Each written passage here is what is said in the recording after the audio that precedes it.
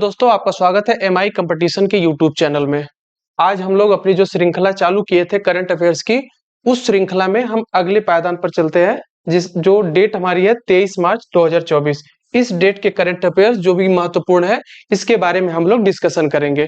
ठीक है, आइए देखते हैं हम लोग अगले अपने प्रश्न को। पहला प्रश्न हमारा क्या है? इसरो ने गगनयान क्रू की सहायता के लिए कौन सा ऐप लॉन्च किया है? आप सबसे पहले देखेंगे इसरो। तो इसरो अगर आपके दिमाग में एक बार यहाँ पे छपा कि क्या लिखा गया है, इसरो, ये चीज होती क्या है, इसरो के बारे में थोड़ा सा हम नॉलेज देखेंगे। अगर कभी कभी एग्जाम में ये भी सवाल पूछा जाता है, खासकर यूपी पुलिस हुआ या फिर आरओ या कोई भी कॉम्पिटेटिव एग्जाम है, तो उसमें इसका फुल फॉर्म पूछा जाता है।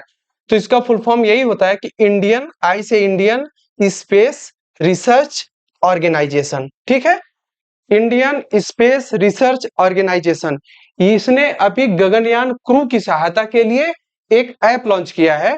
उस ऐप का नाम क्या है? देखिए, उस ऐप का नाम सखी है या मित्र है, ज्ञानी है, गगन है। तो उस ऐप का नाम आप लोगों को बताया जा रहा है। क्या ऐप है? सखी। उस ऐप का नाम ही है सखी। क्या नाम है? सखी। सखी ऐप नाम इसलिए रखा गया है ताकि ये जो ऐप है ना, वहां पे मदद करेगा जब हमारा गगनयान वहां पे अभी एक मिशन लॉन्च करने वाला इसरो, उसमें ये सहायता करेगा किसकी? यात्रियों की। क्या करेगा कि वो टाइम से वहां पे सोएंगे, टाइम से खाएंगे पिएंगे, उनको अलर्ट करेगा। इसलिए इस ऐप को लॉन्च किया गया। किसके द्वारा? इसरो के द्वारा। चलिए थोड़ा सा हम इसरो के बारे में जान लेते हैं। इसरो की जो फुल फॉर्म है वो तो हम बता ही दिए हैं। इसकी स्थापना देख लेते हैं कब हुई थी। इसरो की स्थापना 15 अगस्त 1969 को हुई थी। कब हुई थी? 15 अगस्त 1969 को। 15 अगस्त आपको पता ही है क्यों इंपॉर्टेंट है, इसलिए आपको याद हो जाना चाहिए। 15 अगस्त को भारत स्वतंत्र हुआ था। कब? 1947 में। उसके कुछ वर्षों के बाद हमारे यहाँ पर इसरो की स्थापना की गई थी। ठीक है, इसका हेडक्वार्टर यानी मुख्यालय कहाँ है? जो बेंगलोर में देखने को मिलता है। कहाँ पे? बेंगलोर में। और बेंगलोर अगर आ गया तो ये किस राज्य में है, ये भी आपको जानना जरूरी है। ये कर्नाटक में है। कहां पर बेंगलोर है? कर्नाटक में।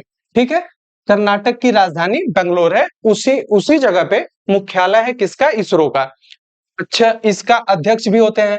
अभी हाल फिलहाल में इनको चुना गया है, जिनका नाम है एस सोमनाथ। ये इसरो के क्या है? अध्यक्ष हैं। थोड़ा सा हम लोग सखी ऐप के बारे में जान लेते हैं। सखी ऐप के बारे में अभी तो हम आपको बताइए थे कि ये अंतरिक्ष यात्रियों की मदद करेगा। जो हमारे यहाँ मिशन जो अभी लॉन्च होने वाला है, उसमें 2 या 3 लोगों को, कम से कम 2-3 लोगों को वहां पर भेजा जाएगा। तो जब हम अंतरिक्ष में जाते हैं तो वहां पे हमें पूरा अलर्ट होना पड़ता है। तो हमारी जो इसरो है ना, ये ऐप लॉन्च किया है कि इस ऐप के माध्यम से हम किस प्रकार से वहां पे रहेंगे, हमारे हेल्थ के बारे में, हमारी रिकॉर्डिंग के बारे में, हम कैसे किस तरह से कम्युनिकेट कर रहे हैं, सो रहे हैं, जाग रहे हैं, इन सब के बारे में जानकारी कौन देगा? सखी ऐप। ठीक है, तो इसका ऑप्शन नंबर सही हो जाएगा इस सवाल का, सखी ऐप। क्या होगा? सखी। ठीक है, अगले सवाल पर चलते हैं। अगला सवाल हमारा क्या है? भारतीय सेना ने पहली अपाचे स्क्वाड्रन किस शहर में स्थापित किया है? ये अपाचे हेलीकॉप्टर है। अपाचे स्क्वाड्रन किस शहर में स्थापित किया है? ऑप्शन आप लोग देखिए, जयपुर है, जोधपुर, मेरठ, अमृतसर। ये भारत के शहर हैं। इन शहरों में से एक शहर ऐसा है जहां पर भारतीय सेना ने अपाचे स्क्वाड्रन की स्थापना की है। ठीक है, तो वो शहर है जयपुर। अब आप लोगों को थोड़ा सा क्लिक होना चाहिए कि जयपुर है, तो ये जयपुर किस राज्य में है? कौन से राज्य में जयपुर है? तो ये राजस्थान में पड़ता है। कहां पे? राजस्थान में। राजस्थान की राजधानी जो है वो जयपुर है। थोड़ा सा राजस्थान के बारे में हम लोग चर्चा कर लेते हैं। राजस्थान के अभी हाल ही फिलहाल में वहां पे चुनाव हुआ था। वहां के चुनाव में जो चीफ मिनिस्टर यानी मुख्यमंत्री चुने गए हैं वो भजन लाल शर्मा है। कौन है? भजन लाल शर्मा। और वहां पे सरकार किसकी बनी है? भारतीय जनता पार्टी की। आपको पता होगा, बीजेपी जिसको बोला जाता है शॉर्ट फॉर्म में, उन्हीं के कैंडिडेट है भजन लाल शर्मा। वहां के गवर्नर कौन है? कलराज मिश्र। ठीक है, अब थोड़ा सा हम देख लेते हैं। राजस्थान की राजधानी आपको पता ही है, जयपुर है। राजस्थान की राजधानी कहाँ है? जयपुर। ठीक है, राजस्थान में अभी देखिए लोकसभा का चुनाव होने वाला है। डेट का ऐलान हो गया है। तो इस लोकसभा में 25 सीट शेयर करता है राजस्थान। ठीक है, लोकसभा की 25 सीट और राज्यसभा की 10 सीट। ठीक, और राजस्थान में जिले कितने हैं? 33। चलिए इतने सवाल आपके लिए काफी हैं, बाकी डीप में इसका और एनालिसिस किया जाएगा। अगले सवाल पर देखते हैं कि अगला सवाल हमारा क्या है। वर्ल्ड हैप्पीनेस रिपोर्ट 2024 के अनुसार दुनिया का सबसे खुशहाल देश कौन सा बना है। देखिए ये जो वर्ल्ड हैप्पीनेस रिपोर्ट होती है ना, ये हर साल जारी किया जाता है। इसमें ये देखा जाता है कि कौन सा देश कितना खुशहाल है। तो इस खुशहाल वाली श्रेणी में सबसे प्रथम स्थान पर कौन है, ये ऑप्शन के थ्रू आपको सही करना होगा। फिनलैंड है या स्वीडन है या भारत है या पाकिस्तान है। अब तो जाहिर सी बात है पाकिस्तान हो नहीं सकता, और पहले नंबर पे भारत भी नहीं हो सकता, स्वीडन भी नहीं है। फिनलैंड ऐसा एक देश है, फिनलैंड ऐसी कंट्री है कि जहां के लोग पूरे दुनिया में सबसे खुशहाल पाए जाते हैं। ठीक है, और इसी में एक रिपोर्ट भारत की भी जारी की गई है कि भारत का स्थान कौन सा है हैप्पीनेस इंडेक्स में, यानी खुशहाली सूचकांक में भारत का स्थान कौन सा है। तो ये है 126, जो कि पिछले भी साल यही था। तो भारत के अंक में कोई परिवर्तन नहीं हुआ है। 2023 के हैप्पीनेस रिपोर्ट में भारत 126 नंबर पर था और इस बार भी 126 नंबर पर है। ठीक है, थोड़ा सा हम लोग देख लेते हैं। और यहाँ पे पाकिस्तान के बारे में, पाकिस्तान की राजधानी कहाँ पर है, इस्लामाबाद है। और आप लोगों को बारे में हम थोड़ा सा आपको बता दें कि फिनलैंड की राजधानी कहाँ पर है, हेलिंस्की। ठीक है, और यहाँ की मुद्रा क्या है, द यूरो। ठीक है, और भारत की रैंक हैप्पीनेस में कितनी है, 126, जो कि हम बता चुके हैं पहले। नेक्स्ट सवाल पर चलते हैं। अगला सवाल हमारा क्या है, चौथे नंबर का, कि 21 मार्च 2024 को पूरे विश्व भर में कौन सा दिवस मनाया जाता है। देखिए दिवस जो है ना बहुत बहुत ही महत्वपूर्ण होते हैं।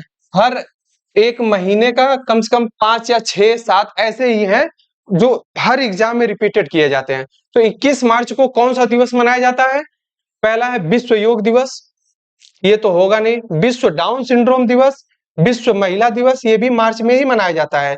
8 मार्च को मनाया जाता है विश्व महिला दिवस। ठीक, पर्यावरण दिवस कब मनाया जाता है, ये आपकी जिम्मेदारी है कि आप भी थोड़ा सा अपना प्रयास करें और सर्च करने का प्रयास करें कि विश्व डाउन सिंड्रोम दिवस या विश्व योग दिवस, विश्व महिला दिवस, विश्व पर्यावरण दिवस कब मनाया जाता है। आप लोग कमेंट बॉक्स में थोड़ा सा कमेंट करिएगा। ठीक है, इस सवाल का ऑप्शन नंबर सही होगा बी, क्या, विश्व डाउन सिंड्रोम दिवस। ठीक है, अगले सवाल पर चलते हैं। अगला सवाल हमारा क्या है, 5वें नंबर का सवाल आप लोग ध्यान से पढ़िएगा। विदेशी मुद्रा भंडार 2 साल के उच्चतम स्तर कितने अरब डॉलर पर पहुंचा है। अच्छा, ये विदेशी मुद्रा भंडार होता क्या है, जानते हैं। हम निर्यात और आयात जब भी करते हैं किसी भी देश के लिए, ये हमारा विदेशी मुद्रा भंडार ही उस चीजों को कंट्रोल करता है, उसी के तहत आता है। ठीक है, तो इसमें बताया गया कि विदेशी मुद्रा भंडार 2 साल के उच्चतम स्तर पर कितने अरब डॉलर पर पहुंचा है। तो इसका ऑप्शन नंबर सही होगा, आंकड़ा थोड़ा सा बड़ा है, 636.1 अरब डॉलर। ठीक, इसको याद रखेंगे आप, 636 अरब डॉलर रुपए। ठीक है, आगे चलते हैं। अगला सवाल हमारा 6वें नंबर का क्या है, लगातार चौथे साल, क्या, लगातार चौथे साल दुनिया की सबसे प्रदूषित राजधानी का दर्जा किसे दिया गया। देखिए प्रदूषण के मामले में ना भारत टॉप पर है, भारत भी टॉप पर है, हमारा पड़ोसी देश पाकिस्तान भी टॉप पर है। तो इसी में यही कहा गया लगातार चौथे साल, मतलब पिछले 4 साल से हमारी जो राजधानी है, जो प्यारी सी हमारी कैपिटल है दिल्ली, 4 साल से सबसे ज्यादा प्रदूषित है। आप सोचिएगा कितनी बड़ी बात है। तो जो दिल्ली है यही ऑप्शन सही होगा। अब थोड़ा सा लंदन के बारे में हम बता दें आपको, लंदन किसकी राजधानी है, तो ये इंग्लैंड की है। किसकी राजधानी है, इंग्लैंड की। और टोक्यो जापान की राजधानी है। जापान एक देश है जिसकी राजधानी क्या है, टोक्यो। पेरिस किसकी राजधानी है, आप लोगों को पता ही होगा, नहीं पता है तो हम बता देते हैं, फ्रांस। फ्रांस की राजधानी पेरिस है। अगले सवाल पर चलते हैं। अगले सवाल पर चलने से पहले थोड़ा सा दिल्ली आ गया था, तो दिल्ली के बारे में हम थोड़ा सा चर्चा कर लेते हैं, संसद के बारे में कि संसद क्या है। भारत की संसद जो है ना वो 3 स्तंभ से मिलकर बनी है। 3 स्तंभ कौन है, पहले नंबर पर है लोकसभा, दूसरे पर है राज्यसभा और तीसरे पर है राष्ट्रपति। इन तीनों को मिलाकर के संसद का निर्माण होता है। किसका निर्माण होता है? संसद का। लोकसभा, राज्यसभा और राष्ट्रपति, ये तीनों लोग मिलकर के संसद का निर्माण करते हैं। और अक्सर ये सवाल पूछा जाता है कि संविधान के किस अनुच्छेद में राष्ट्रपति का वर्णन किया गया है, कि हमारे देश में एक राष्ट्रपति होंगे, उनका चुनाव होगा, उनकी क्या क्या क्राइटेरिया होगी। इसके लिए संविधान के आर्टिकल 52 में बताया गया है कि भारत का एक राष्ट्रपति होगा। और वो कौन सा आर्टिकल है जिसमें यह बताया गया है कि राज्यसभा होगा? आर्टिकल 80 यानी अनुच्छेद 80। और अनुच्छेद 81 में बताया गया है कि लोकसभा के बारे में। लोकसभा की सीट कितनी होती है? देखिए, पहले तो 552 हुआ करती थी। कितनी सीटें? 552। इसमें से 2 माइनस कर दी गई हैं। क्यों? क्योंकि 2 एंग्लो इंडियन का जो चुनते थे राष्ट्रपति, उसको खारिज कर दिया गया है, हटा दिया गया है। इसलिए अब बची है सिर्फ और सिर्फ 550 सीटें। तो लोकसभा में कितनी सीट है? 550। अभी हाल ही में चुनाव होने वाला है, जो कि ऐलान हो गया है, वो इन्हीं सीटों पर होगा। ठीक है, 550 सीटों पर चुनाव होगा। इसके बाद राज्यसभा में कितनी सीट है? तो 250 सीट है। ठीक है, इस तरह से हम संसद के टॉपिक को थोड़ा सा देख लिए और इसको रिवाइज कर लीजिएगा आप लोग। अगर स्क्रीनशॉट लेना है तो ले लीजिएगा। चलते हैं हम नेक्स्ट क्वेश्चन पर। अगला सवाल हमारा क्या है? किस देश ने पोखरा को अपनी पर्यटन राजधानी घोषित किया है? देखिए, पोखरा क्या है? एक वहां का स्थान है, पोखरा। ठीक, कहां का? तो नेपाल में एक जगह है, वो पोखरा स्थान है, उसका नाम है। ठीक है, पोखरा को पर्यटन राजधानी घोषित किया है कौन? नेपाल। देखिए, एक्चुअल में तो नेपाल की राजधानी पोखरा नहीं है, ये पर्यटन राजधानी है। तो नेपाल की राजधानी है क्या? तो नेपाल की राजधानी हम आपको बताएं तो काठमांडू है, काठमांडू। ठीक, नेपाल की राजधानी क्या है? काठमांडू। अब थोड़ा सा देख लेते हैं कि इसी में पाकिस्तान की राजधानी क्या है। बताएं आपको, इस्लामाबाद है। भारत की राजधानी दिल्ली है, ये तो सबको ही पता है। और दिल्ली अभी गोल्ड मेडल मिला है? नहीं, गोल्ड मेडल तो नहीं मिला है। दुनिया की सबसे प्रदूषित राजधानी का दर्जा प्राप्त हुआ है। तो ये भी एक प्रकार से अचीवमेंट ही है, जो थोड़ा सा बुरी है। अच्छा, बांग्लादेश। बांग्लादेश की राजधानी ढाका है और यहाँ की मुद्रा क्या है? टका। बांग्लादेश की मुद्रा टका है। ठीक, अगले सवाल पर चलते हैं। सवाल नंबर 8वां। 8वें सवाल को ध्यानपूर्वक पढ़िए। इसमें क्या है? किसने हाल ही में know your candidate app launch किया है? क्या लॉन्च किया है? Know your candidate. मतलब नो योर कैंडिडेट का मतलब है कि आप अपने कैंडिडेट को जानिए, आपका कैंडिडेट कौन है। जैसे अभी कोई भी लोकसभा क्षेत्र हुआ हमारे यहाँ, मतलब किसी के यहाँ अगर लोकसभा क्षेत्र है, तो वहां का जो सांसद लड़ेगा, चाहे अभी पक्ष पार्टी का हो या विपक्ष पार्टी का हो, वो अपने कैंडिडेट्स को जान सकता है इस ऐप के माध्यम से कि वहां पर कितने कैंडिडेट है जो वोट देंगे। ठीक है, तो know your candidate app launch करने वाली जो संस्था है वो है चुनाव आयोग। चुनाव आयोग इस समय बहुत सक्रिय है, इसके ऊपर सवाल बनाया जा सकता है। आप लोगों से इसमें एक सवाल पूछा जा सकता है कि चुनाव आयोग का जो आयुक्त अभी नियुक्त किया गया है 2 लोगों को, उनका नाम क्या है? आप लोगों को कमेंट बॉक्स में उनके नाम को टाइप करना, क्योंकि पहली वाली वीडियो में हम बताए थे। ठीक, चलते हैं अगले सवाल पर। हमारा अगला सवाल क्या है? अगला सवाल है, भारत की पहली battery storage giga factory, giga factory कब तक चालू करने की संभावना है? ये गीगा फैक्ट्री है, गीगा फैक्ट्री कब तक चालू करने की संभावना है? तो आपके सामने डेट है, नवंबर में है या मई है, जून है, अक्टूबर में है।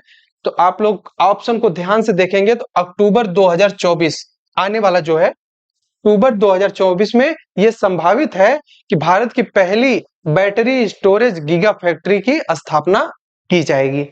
ठीक, चलिए अगले सवाल पर चलते हैं। अगला सवाल है, किसे एनटीपीसी से 1600 मेगावाट की थर्मल प्रोजेक्ट का ऑर्डर मिला है? अब यहाँ पे हमारी कंपनियां हैं, बीएसएनएल को मिला है, रिलायंस को मिला है या फेल को मिला है।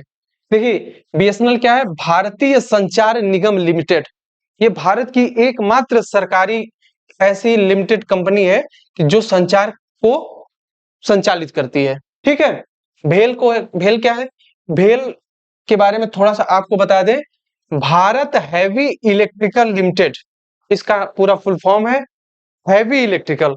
मतलब हैवी इलेक्ट्रिक के लिए यहाँ पर सोर्सेस मिलते हैं। ठीक, इसका हेडक्वार्टर कहाँ है? नई दिल्ली में। इसलिए इस प्रकार से इस क्वेश्चन का ऑप्शन नंबर सही हो जाएगा ए। ठीक है, तो किसे एनटीपीसी से 1600 मेगावाट की थर्मल प्रोजेक्ट का ऑर्डर मिला है? तो भेल को मिला है। ठीक है, इस तरह से हमारे 10 क्वेश्चन थे। अगली वीडियो में फिर हम इसी तरह से क्वेश्चन का डिस्कशन करते हुए आगे बढ़ेंगे। तब तक के लिए धन्यवाद। देखते रहिए एमआई कंपटीशन के यूट्यूब चैनल को।